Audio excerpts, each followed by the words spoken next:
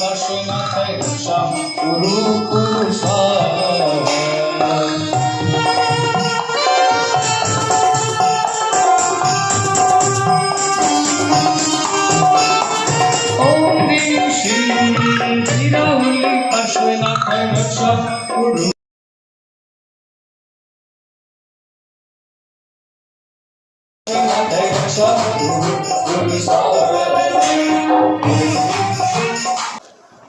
આજના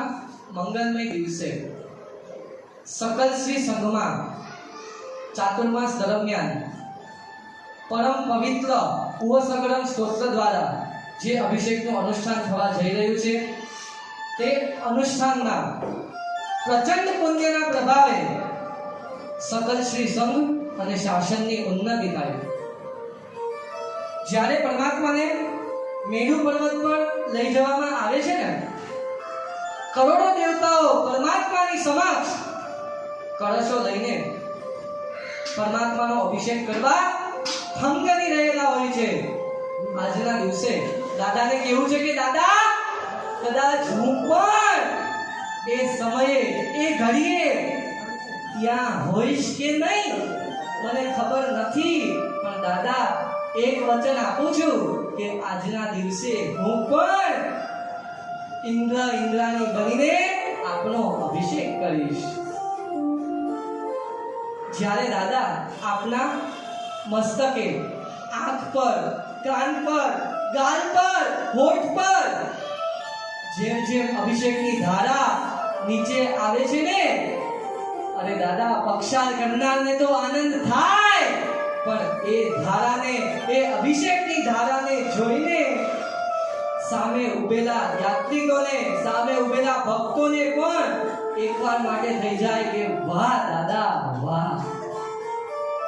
આવા દાદાના અભિષેક કરવાનો આજે આપણને લાભો મળ્યો છે.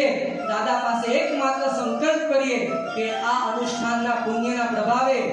જે પણ મહાનુભાવો સાપેક્ષ રીતે એટલે કે જીનાગના અનુસાર જે પણ તપશ્ચર્યા કરતા હોય એમને સાકા મળે, નિર્વિઘ્ન રૂપે એ તપશ્ચર્યા પરિપૂર્ણ કરે. આ જીન મૂર્તિ, જીન પ્રતિમા, જીનાગમ સકલ શ્રી પણ દાદા પાસે આ અનુષ્ઠાનના મંગલમય અવસરે એવો સંકલ્પ કરીએ કે દાદા પરમ વિશુદ્ધ નિર્મળ એવા સંયમ જીવનના માર્ગની પ્રાપ્તિ થાઓ, પ્રાપ્તિ થાઓ.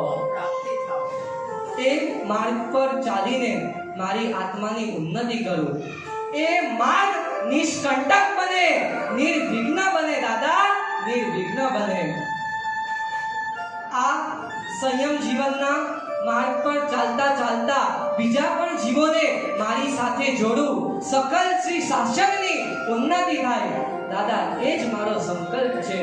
આપના અચિંત્ય પ્રભાવે જગતના સગળાય જીવોના દુઃખ, દરિદ્ર, સંતાપ વિનષ્ટ થાઓ અને ઉવસગરમના પ્રત્યેક અક્ષરના પ્રભાવે જે પ્રમાણે આપની સ્તુતિ સ્તવના કરેલ છે એ રીતે આજે પણ અમે કરવા જઈ રહ્યા છીએ. એ માટે આપ અમને આજ્ઞા આપજો, એ માટે આપ અમને સહાય કરજો. એ પ્રમાણે આપણી આત્મા પર કર્મરૂપી કીચડ, કર્મરૂપી કાદવ લાગી ગયો. એ કોળીઓ લીધો તો થોડાક દિવસો સુધી કાદવમાં પડ્યો રહ્યો, જ્યારે આપણી આત્મા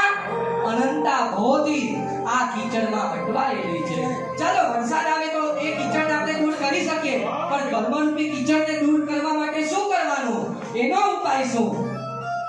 શાસ્ત્રકાર ભગવંતો કહે છે કશું જ નહીં કરવાનું. દાદા સમક્ષ, પાર્શ્વનાથ દાદા, દાદાની આંખ સમક્ષ પોતાની આંખ મિલાવીને જોજો ભાગ્યશાળીઓ. દાદા એટલા પ્રભાવશાળી છે, શાસ્ત્રકાર ભગવંતો કહે છે કે દાદા સામે જઈને દાદાનો ઉપકાર માનવાનો. દાદાને કહેવાનું કે દાદા જો તું મને ન મળ્યો હોત તો મારું શું થાત, હું ક્યાંય રખડતો હોત, શું કરતો હોત. તું મને મળ્યો એ તારો મારા પર સૌથી મોટો ઉપકાર છે. અને ભાગ્યશાળીઓ યાદ રાખજો, જ્યારે એવી ફીલિંગ આવશે, એવા ભાવ આવશે કે દાદાના મસ્તકેથી અભિષેકની ધારા હું દાદાના અભિષેક કરવા માટે નથી કરતો, પણ મારી આત્મા પર લાગેલા કીચડને દૂર કરવા માટે હું કરી રહ્યો છું, ત્યારે સાચો અભિષેક થયો ગણાશે. ત્યારે આપણી ખરેખર દિલથી અને એટલા બધા અઢળક આશીર્વાદ આપવાનું મન થઈ જાય છે અમારા પ્રિયાંશભાઈને નિશાબેનને પ્રવીણભાઈ આ એમના ઘરના રતનોને શું હીરો બનાવ્યા છે અને એને પહેલી શરૂઆત ડાયમંડથી જ બતાવી આપણને કે આ ડાયમંડ તો ફિક્કો પડી જશે પણ આ ડાયમંડ યુગો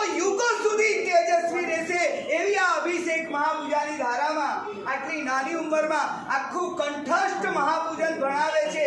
એક પણ પોથીની જરૂર નહીં ખૂબ સુંદર લોકચાહના મેળવી છે ખૂબ સુંદર નાની ઉંમરમાં આટલો સુંદર વિધિ વિધાન અને પંડિત વર્યની કક્ષામાં પહોંચેલા એમના બાળકો એમને ખૂબ આશીર્વાદ આપીએ આ બધી એમની જ મહેનત છે આ બધી જ એમની જ સવારના 6 વાગ્યાથી મને આવી રીતે આ મહાપૂજનને 4 ચાંદ લગાવવામાં ખૂબ પીઠબળ આપી છે ખૂબ ખૂબ આશીર્વાદ અભિનંદન હવે પવિત્ર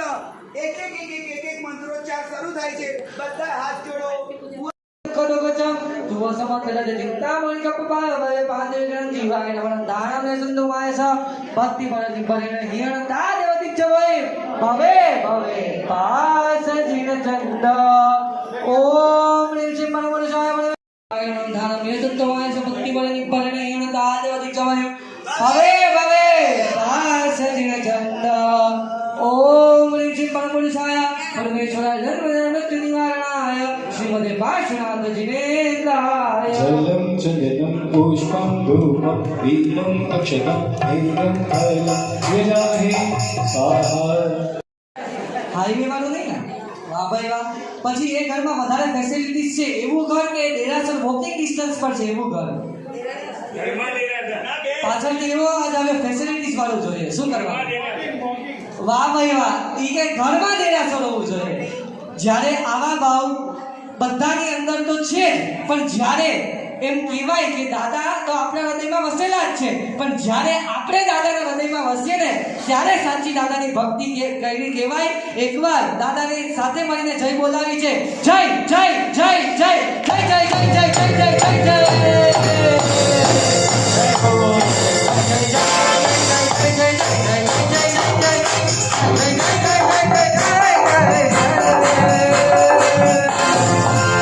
होली से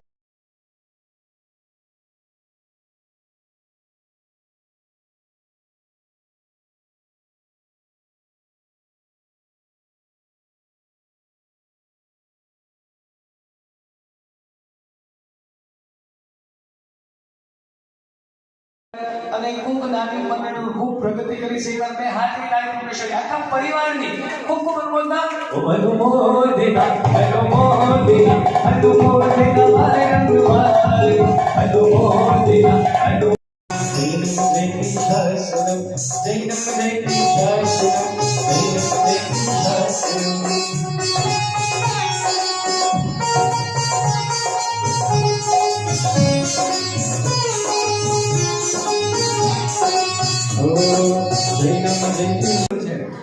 જ્યારે આરાધનાનું ઉદ્ધાર કરેલા હતા હેમપ્રમ મહારાજ સાહેબ વજ્રસેન મહારાજ સાહેબ ખ્યાલ જ છે બધાને તો એમની પાસે જ્યારે ઉદ્ધાર કરેલા આખું સિદ્ધ ચક્ર પૂજન જો કંઠસ્થ કરીને ગિનિસ બુક ઓફ રેકોર્ડમાં નામ આવ્યું હોય તો માત્ર ને માત્ર એમની કૃપાથી એમના માર્ગદર્શન હેઠળ અને બીજી જગ્યાએ વાત કરું બીજા હાથે તો મારા નાના અહીંયા મારે એમને નિષ્ઠા મળેલી છે એમ કહી શકે એમના માર્ગદર્શનમાં અનુષ્ઠાન કરાવી રહ્યો છું આવું પ્લેટફોર્મ આપવા માટે એમનો ખૂબ ખૂબ ધન્યવાદ અને જે રીતે એક નાનકડા બીજને ઉગાડવા માટે સારું ન્યુટ્રિશન સારું ખાતર આપવું પડે એ રીતે મને પણ સારા સંસ્કારો રૂપી સિંચન કરનારા એવા મારા માતા પિતાને પણ હું કોટી કોટી વંદન કરું છું આજના દિવસે ગુરુ મહારાજે આવો લાભ આપ્યો એ માટે પણ ખૂબ ખૂબ ધન્યવાદ જ્યારે પણ આ સંઘની આવશ્યકતા હોય અમને યાદ કરે દાદાનો હુકમ હોય તો આવી જશું છેલ્લો અભિષેક